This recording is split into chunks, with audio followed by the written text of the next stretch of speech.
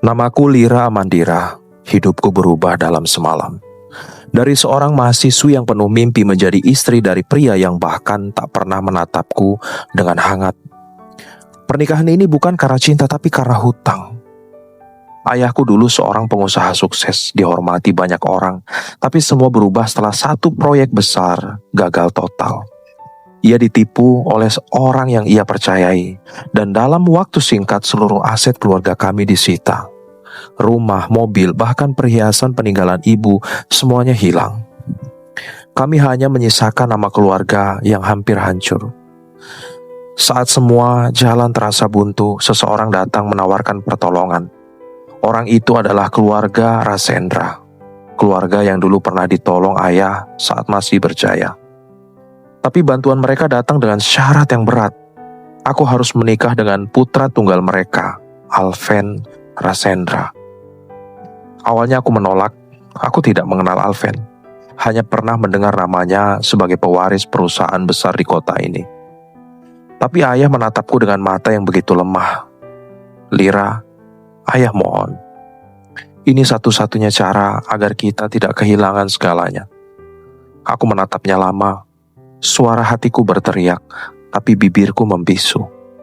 Dan akhirnya, aku hanya bisa mengangguk pelan. Hari pernikahanku bukan hari bahagia seperti yang diimpikan setiap gadis. Aku mengenakan gaun putih sederhana, tanpa pesta besar, tanpa tamu undangan mewah, hanya akad singkat di sebuah ruangan besar yang terasa dingin dan kosong.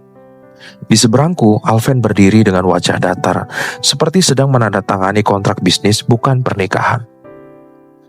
Ketika penghulu berkata, "Sah," aku hanya bisa menunduk. Ada perasaan aneh di dadaku, bukan haru tapi seperti perasaan sedang menyerahkan diri pada takdir yang tidak bisa dihindari.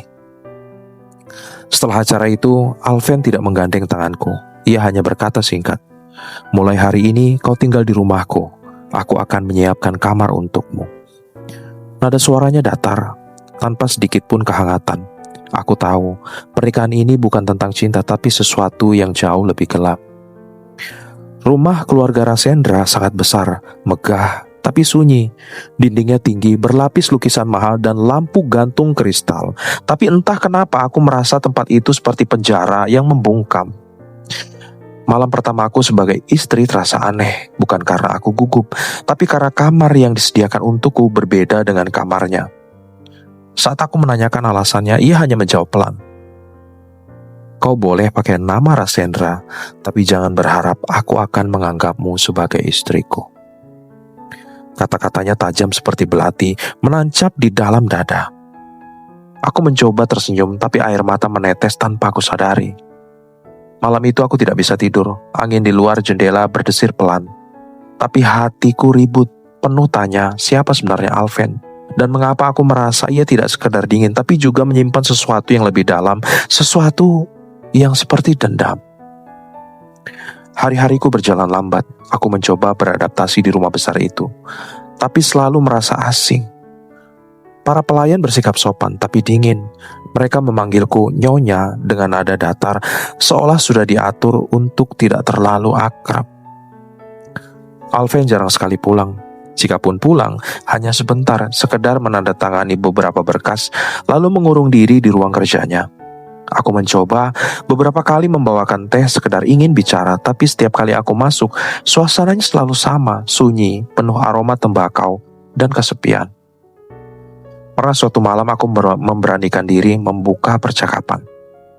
"Alven, aku tahu pernikahan ini bukan pilihanmu.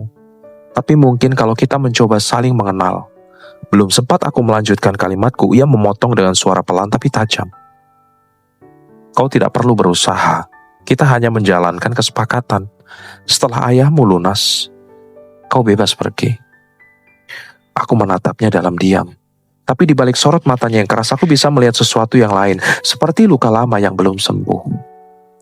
Setelah itu aku berhenti mencoba. Aku memilih diam, menjalankan peranku sebagai istri di atas kertas. Aku memasak, membereskan rumah, menjaga jarak. Tapi setiap kali ia lewat, aku bisa merasakan bahwa hawa tegang di udara. Ia seperti membawa badai di setiap langkahnya. Sampai suatu malam, aku terbangun karena mendengar suara di luar kamar, suara langkah kaki yang berhenti di depan pintu ruang kerja Alven. Rasa penasaran membuatku mendekat. Pintu sedikit terbuka, dan dari celah kecil itu, aku bisa mendengar suaranya. Semua sudah lunas. Sekarang giliran aku menuntut balasan. Nada suaranya dingin dan menakutkan. Aku menahan nafas. Siapa yang sedang ia ajak bicara? Apa maksud balasan? Aku menempelkan telingaku di pintu, tapi tak terdengar lagi suara lain. Beberapa saat kemudian langkah kakinya mendekat dan aku buru-buru kembali ke kamar, pura-pura tidur. Namun malam itu aku tidak bisa memejamkan mata. Kata balasan terus berputar di kepalaku. Keesokan harinya aku melihat Alven duduk di taman belakang rumah, menatap kolam tanpa ekspresi. Cahaya matahari pagi memantul di wajahnya, tapi tidak mampu menghangatkannya. Aku berdiri jauh, memperhatikannya diam-diam. Entah kenapa, di balik semua dinginnya, aku justru merasa iba. Aku yakin pria sekeras itu tidak lahir dengan kebencian tanpa sebab. Pasti ada luka besar yang membuatnya seperti sekarang. Aku mencoba mencari tahu sedikit tentang keluarganya dari para pelayan, tapi mereka selalu diam. Hanya Tuan Alven yang tahu kisah keluarganya, kata salah satu pelayan tua pelan. Ada suaranya seolah menyimpan rahasia besar yang tak boleh diungkap. Hari berganti minggu, hidupku di rumah itu terasa seperti berjalan di antara dua dunia. Dunia nyata dan dunia yang penuh rahasia. Kadang aku merasa dia memperhatikanku diam-diam. Aku sering menangkap tatapan matanya dari jauh, seperti sedang menimbang-nimbang sesuatu. Suatu sore, saat aku sedang menyiram bunga di taman, ponselku bergetar. Nomor tak dikenal mengirimku pesan singkat. Hati-hati dengan suamimu, ia tidak seperti yang kau kira. Aku terdiam. Tanganku gemetar memegang ponsel. Aku mencoba membalas, tapi nomor itu sudah tidak aktif. Sejak saat itu, rasa takut mulai tumbuh di dadaku. Aku mulai memperhatikan hal-hal kecil yang sebelumnya aku abaikan. Seperti caranya memandang foto lama di ruang kerja atau kebiasaannya membakar kertas setiap malam di perapian kecil di ruang tamu. Pernah aku melihat secarik foto terbakar separuh di sana. Dari yang tersisa, aku bisa melihat dua orang, seorang pria dan seorang wanita, dan entah kenapa wanita itu mirip sekali dengan ibuku. Aku terkejut. Aku mengambil sisa foto itu sebelum api melahapnya seluruhnya. Kertas itu sudah gosong di pinggir, tapi cukup jelas untuk kulihat. Mengapa ada foto ibuku di rumah ini? Aku simpan foto itu di laci kamarku, tapi malamnya aku tidak bisa tidur. Semua kepingan aneh mulai terasa saling terhubung. Pandangan Alven yang dingin, kalimat menuntut balasan, foto ibuku di rumah ini. Ada sesuatu yang salah. Keesokan harinya aku berusaha menanyakan hal itu padanya dengan hati-hati. Alven, aku menemukan foto ibuku di ruang tamu. Apa kau mengenalnya? Ia terdiam lama. Matanya tajam menatapku, lalu pelan-pelan ia berkata, "Jangan pernah menyebut nama ibumu di rumah ini." Nada suaranya begitu dingin hingga membuat bulu kuduku berdiri. Ia kemudian berjalan pergi, meninggalkanku dengan sejuta pertanyaan yang menyesakkan dada. Tapi sejak hari itu, jarak di antara kami semakin jauh, tapi penasaranku semakin besar. Aku mulai merasa pernikahan ini bukan hanya tentang hutang, tapi juga tentang masa lalu yang kelam. Beberapa hari kemudian, aku menemukan sesuatu lagi. Saat sedang membersihkan rak di buku ruang dikerja, amplop jatuh. Di dalamnya ada salinan lama dari surat kabar 20 tahun lalu. Beritanya tentang kecelakaan seorang pria bernama Rendra Rasendra, ayah Alven. Di bawah foto itu ada tulisan tangan kecil di sudut kertas. Dia mati karena dikhianati. Tanganku bergetar membaca tulisan itu. Aku menatap foto itu lama sekali sebelum menyadari sesuatu.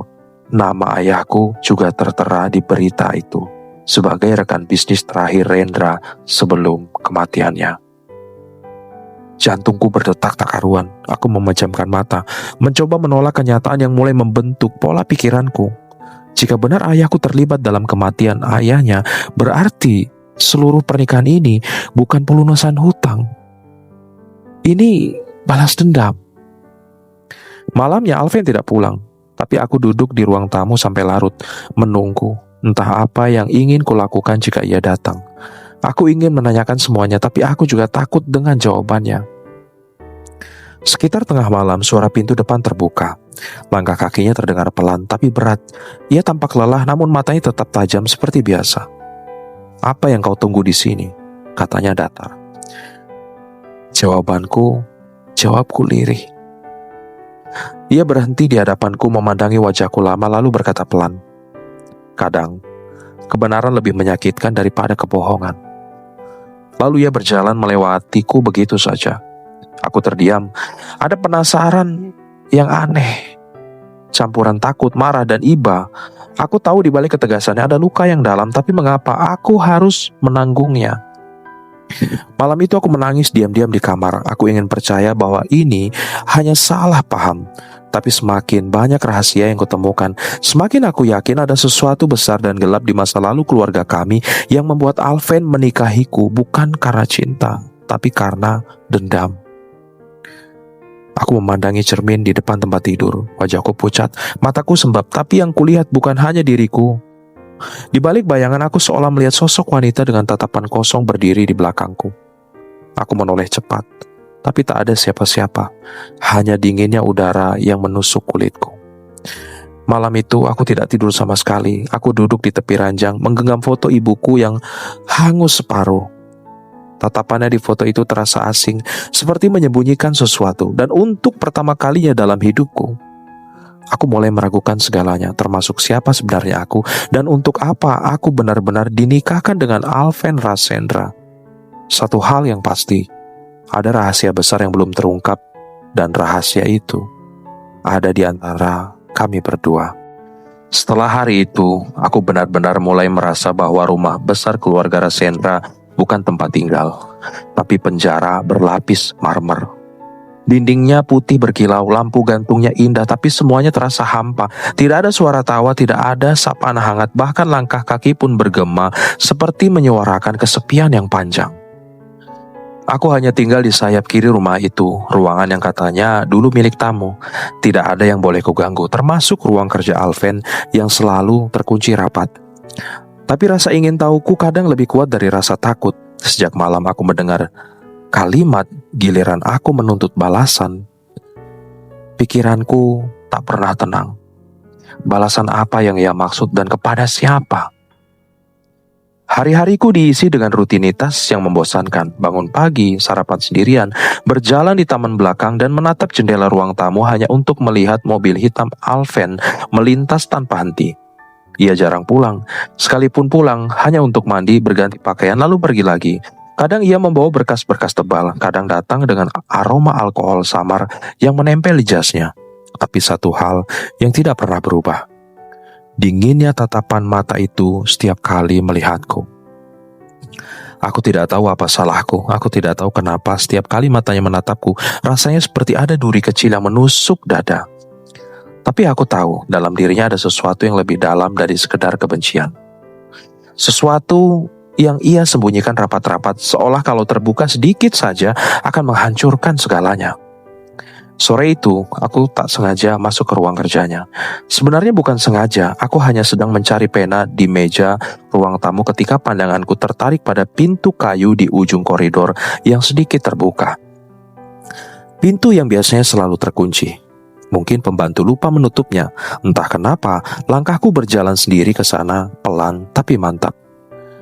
Ruangan itu dipenuhi aroma kayu tua dan kertas. Ada rak tinggi berisi banyak buku, piala, dan beberapa bingkai foto. Aku menatap satu persatu foto di dinding.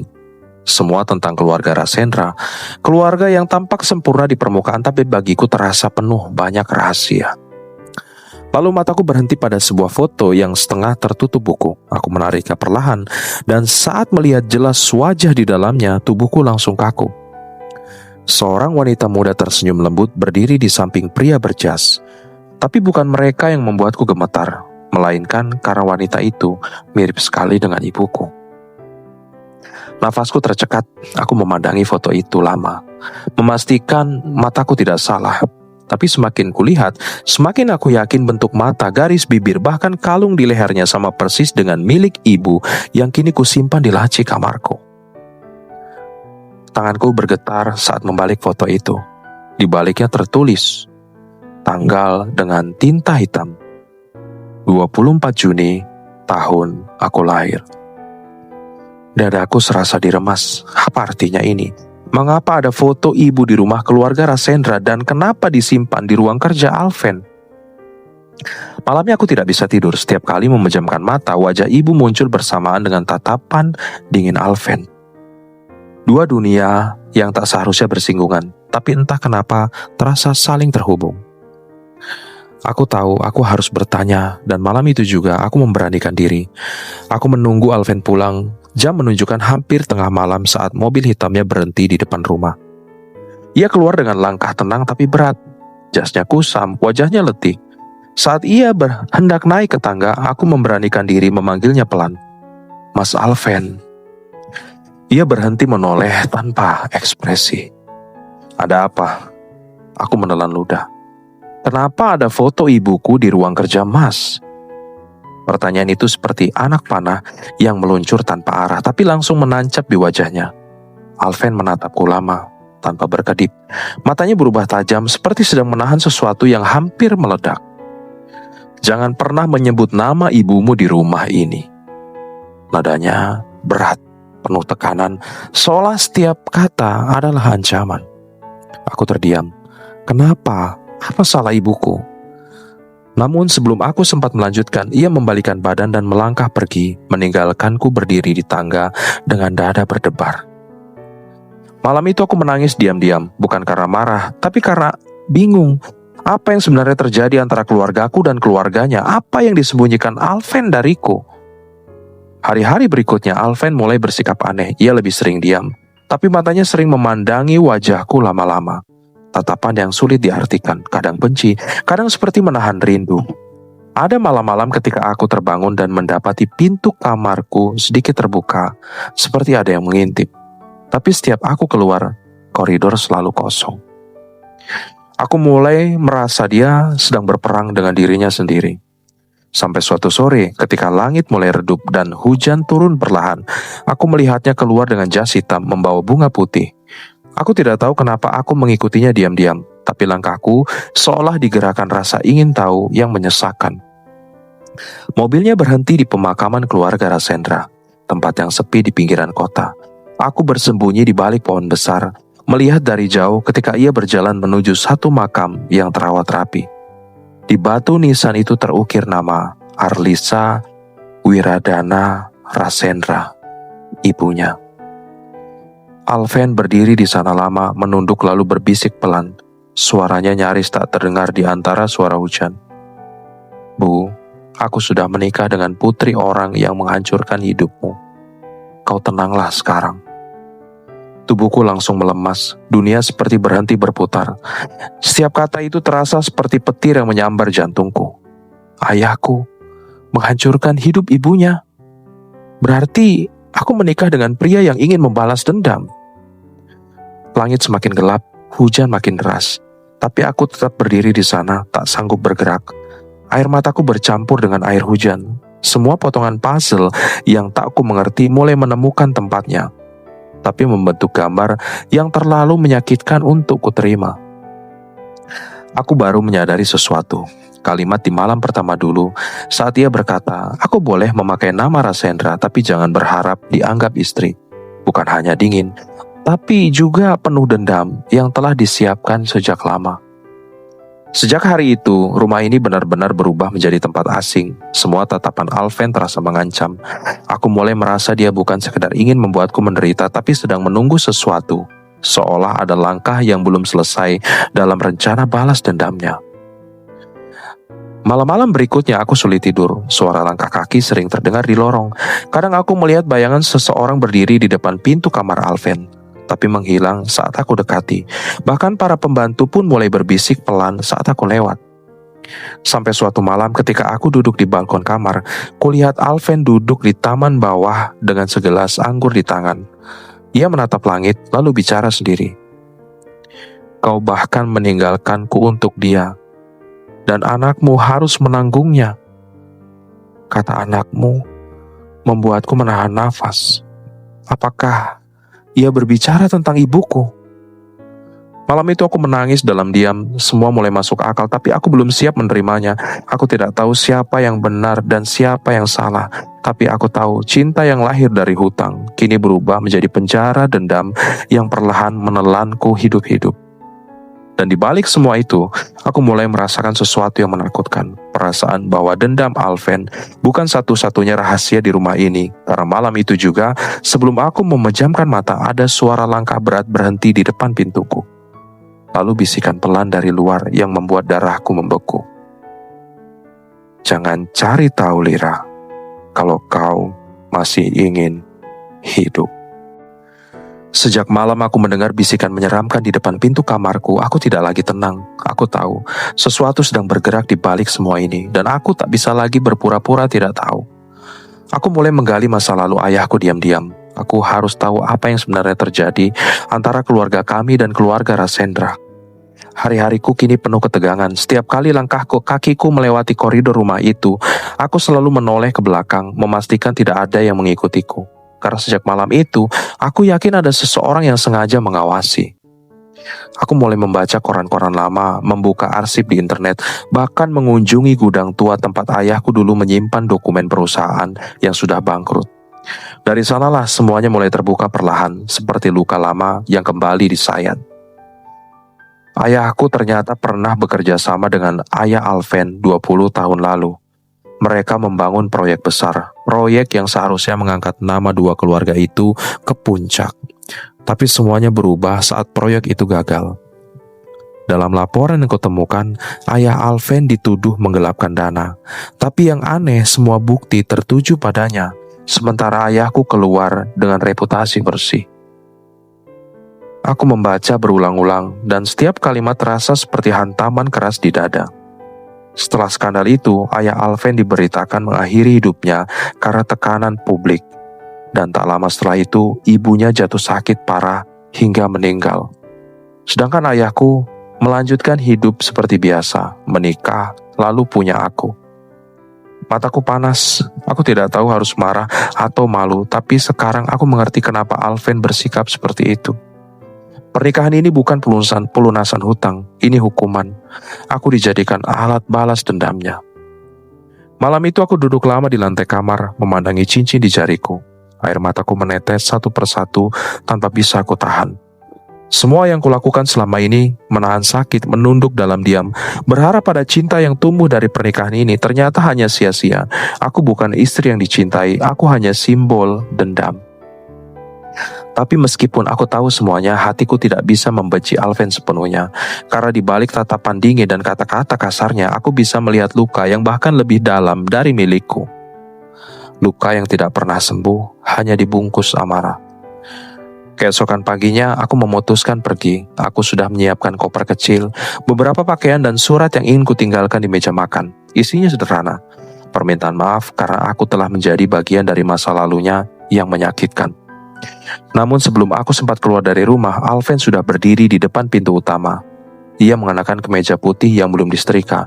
Wajahnya tampak letih, tapi sorot matanya tajam menusuk. Pergi kemana? Suaranya pelan tapi tegas. Aku menatapnya, mencoba tetap tenang. Ke tempat di mana aku bisa bernafas tanpa rasa bersalah, jawabku lirik. Ia terdiam sejenak, lalu tersenyum tipis. Senyum yang tidak hangat, tapi juga tidak kejam. Semacam kepasrahan yang pahit. Kau pikir semudah itu kabur dari neraka yang kau buat, Lira? Aku menggenggam pegangan koper erat-erat. Aku tidak pernah bermaksud menyakitimu, Alven. Ia mendekat. Langkahnya berat tapi pasti, matanya menatap mataku dalam-dalam, seolah ingin memastikan aku benar-benar mengerti setiap kata yang keluar dari bibirnya. Kau memang tidak, tapi ayahmu sudah. Dan aku berjanji akan membuatmu merasakan apa yang kurasakan saat ibuku mati. Tangannya terangkat, mencengkeram bahuku kuat-kuat. Tubuhku sedikit terhuyung, tapi aku tidak melawan. Aku hanya menatapnya, dan di balik kemarahan itu aku bisa merasakan sesuatu yang berbeda. Tangannya gemetar, matanya merah, bukan karena marah, tapi karena menahan sesuatu yang lain. Alven, bisikku pelan. Kau tidak bisa menebus luka masa lalu dengan menyakiti orang yang tidak salah. Ia menutup mata sejenak, seperti menahan air mata yang hampir jatuh. "Orang yang tidak salah," gumamnya pelan. "Lalu siapa yang benar, Lira? Siapa yang harus menanggung semuanya kalau bukan kau?" Hening. Yang terdengar hanya suara nafas kami yang berat. Lalu perlahan genggamannya melonggar. Ia berbalik, melangkah ke arah tangga, tapi sebelum benar-benar pergi, ia berkata tanpa menoleh, "Kau ingin tahu yang sebenarnya? Kau tanya saja ayahmu. Tanyakan apa yang dia lakukan pada keluarga kami." Aku tidak bisa berkata apa-apa sampai pintu kamar tertutup di belakangnya. Barulah aku menangis sejadi-jadinya. Hari itu aku memutuskan menelpon ayah, tapi ponselnya tidak aktif. Aku menunggu sampai malam, tetap tidak bisa dihubungi. Keesokan harinya, aku nekat pulang ke rumah lama kami. Rumah itu kini sepi. Debu menutupi semua perabotan dan suara jam dinding yang rusak menjadi satu-satunya tanda waktu. Ayah duduk di kursi ruang tamu, menatap kosong keluar jendela. Wajahnya lebih tua dari terakhir kali kulihat. Matanya sayu, seolah membawa beban yang tidak sanggup dipikul siapapun. Aku duduk di depannya, memegang tangannya pelan. "Ayah, apa benar ayah pernah bekerja sama dengan keluarga Rasendra?" Ia terdiam lama, lalu akhirnya mengangguk pelan tanpa menatapku. "Ya, dulu mereka orang baik, tapi aku melakukan kesalahan besar." "Kesalahan?" tanyaku pelan. Ayah menarik nafas panjang. "Waktu itu proyek besar gagal. Aku panik. Perusahaan hampir bangkrut. Seseorang menawarkan untuk memindahkan sebagian dana agar seolah-olah Rasendra yang bertanggung jawab. Aku bodoh, Lira. Aku mengiyakan. Aku pikir bisa memperbaiki nanti. Tapi sebelum aku sempat mengaku, ayah Alven sudah lebih dulu mengakhiri hidupnya." Tangisku pecah tanpa bisa ditahan. "Ayah, setelah itu aku ingin memperbaiki semuanya. Aku ingin mengembalikan nama baik mereka, tapi aku tidak sempat. Dunia sudah terlanjur menghukum mereka dan sekarang anaknya yang menanggung luka itu. Aku tidak tahu harus berkata apa. Dunia ini seakan kejam pada semua orang yang pernah berbuat salah, bahkan pada mereka yang tidak tahu apa-apa." Saat aku kembali ke rumah Rasendra malam itu, Alven sedang duduk di ruang tamu dengan lampu temaram. Tatapannya kosong, tapi ada sesuatu yang berbeda, kelelahan. Ia menatapku saat aku masuk, lalu berkata lirih, "Kau sudah tahu semuanya kan?" Aku mengangguk pelan. "Lalu?" tanyanya. Ayahku menyesal, Alven. Ia bahkan hampir tidak punya keberanian menatap mataku. "Penyesalan tidak menghidupkan ibuku," jawabnya dingin. Aku menunduk. "Aku tahu, tapi kebencian juga tidak akan membuatmu tenang." Ia menatapku lama, lalu berdiri menghampiriku dengan langkah berat. "Kau tahu, Lira, aku mencoba membencimu setiap hari. Tapi setiap kali aku melihatmu, yang kulihat bukan wajah orang yang harus kubenci, tapi seseorang yang mengingatkanku pada semua hal yang tidak bisa kumiliki." Aku tidak paham maksudnya, tapi nada suaranya membuat dadaku sesak. Ia berhenti tepat di depan wajahku, menatap dalam-dalam, lalu berbisik, "Aku benci karena aku mulai peduli padamu." Kata-kata itu seperti cambuk sekaligus pelukan. Aku ingin menjauh, tapi kaki ini seolah terpaku. "Kalau begitu, berhentilah menyakitiku, Alven." Ia tersenyum getir. "Kau tidak mengerti. Aku tidak bisa. Karena setiap kali melihatmu, aku mengingat semua rasa sakit itu kembali." Malam itu suasana menjadi aneh. Kami hanya berdiri saling berhadapan dalam diam, di antara cinta yang tak boleh tumbuh dan dendam yang belum padam. Namun sebelum aku bisa mengatakan apapun, terdengar suara pecahan kaca dari lantai atas. Kami berdua terkejut. Alven berlari naik, aku mengikutinya dari belakang. Di kamar kerjanya jendela terbuka lebar, tirai berkibar. Tapi yang membuatku menggigil adalah satu benda yang tergeletak di lantai. Foto ibuku pecah berkeping. Dan di balik foto itu ada amplop coklat. Alven mengambilnya perlahan, membuka dengan tangan bergetar. Di dalamnya ada salinan surat lama dengan tulisan tangan ayahku, surat pengakuan yang tidak pernah dikirim. Isinya membuat kami berdua terdiam lama. Ternyata ayahku pernah mencoba menebus kesalahannya dengan menyerahkan seluruh asetnya pada keluarga Rasendra. Tapi surat itu tidak pernah sampai karena disembunyikan seseorang. Seseorang dari dalam keluarga Rasendra sendiri. Alven menatap surat itu lama, wajahnya berubah dari marah menjadi kosong. Berarti bukan cuma ayahmu yang bersalah. Ada orang lain yang ikut menghancurkan segalanya. Aku menatapnya bingung. Siapa? Ia mengangkat wajahnya menatap ke arah koridor gelap di belakangku, lalu berkata pelan, seseorang yang masih tinggal di rumah ini, Lira.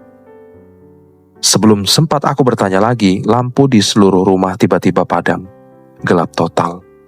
Dan di tengah kegelapan itu terdengar suara langkah berat pelan mendekat. Lalu bisikan yang sama seperti malam sebelumnya. Kau seharusnya tidak mencari tahu. Hari-hari berikutnya seperti terasa menjalani hidup di atas bara api. Aku dan Alven sama-sama tahu, tak ada lagi kata yang bisa sepenuhnya menyembuhkan luka di antara kami. Tapi di balik dinginnya tatapan dan jarak yang ia jaga rapat-rapat, aku bisa merasakan sesuatu yang perlahan berubah. Ia tak lagi berteriak, tak lagi memaksaku untuk menjadi istri yang sempurna dalam rumah tangga tanpa cinta ini. Ia mulai diam, tapi diamnya bukan lagi benci, melainkan sesal yang tak terucap. Pagi-pagi sekali aku sering mendapat secangkir teh hangat di meja makan, padahal aku tak pernah membuatnya. Kadang selimutku sudah rapi saat aku terbangun, seolah seseorang semalaman menjaga agar aku tidak kedinginan. Aku tahu itu Alven. Ia tidak pernah mengaku, tapi aku tahu dari caranya menatapku diam-diam, dari caranya berhenti di ambang pintu kamar lalu berpaling sebelum sempat berbicara. Suatu hari aku jatuh pingsan di taman belakang karena belum makan seharian. Saat terbangun, aku mendapati tanganku digenggam erat. Alven duduk di samping ranjang, kepalanya tertunduk. Saat mataku terbuka, ia langsung melepaskan genggaman itu seolah takut aku sadar. Jangan terlalu keras pada dirimu sendiri, katanya pelan, nyaris berbisik. Nada suaranya berbeda. Tak ada lagi nada dingin yang dulu membuatku gemetar. Yang tersisa hanyalah lelah dan luka yang dalam.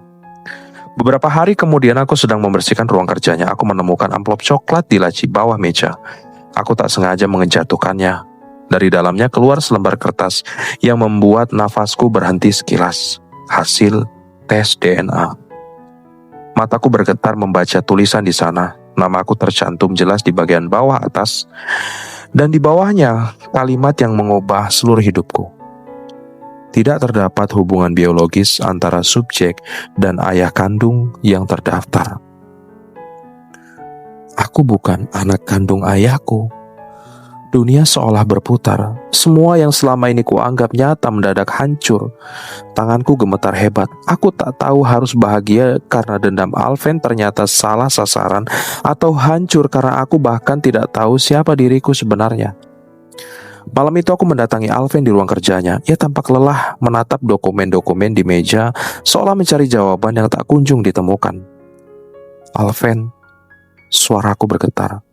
Kau harus lihat ini. Ia menoleh pelan. Lalu matanya jatuh ke kertas yang kugenggam.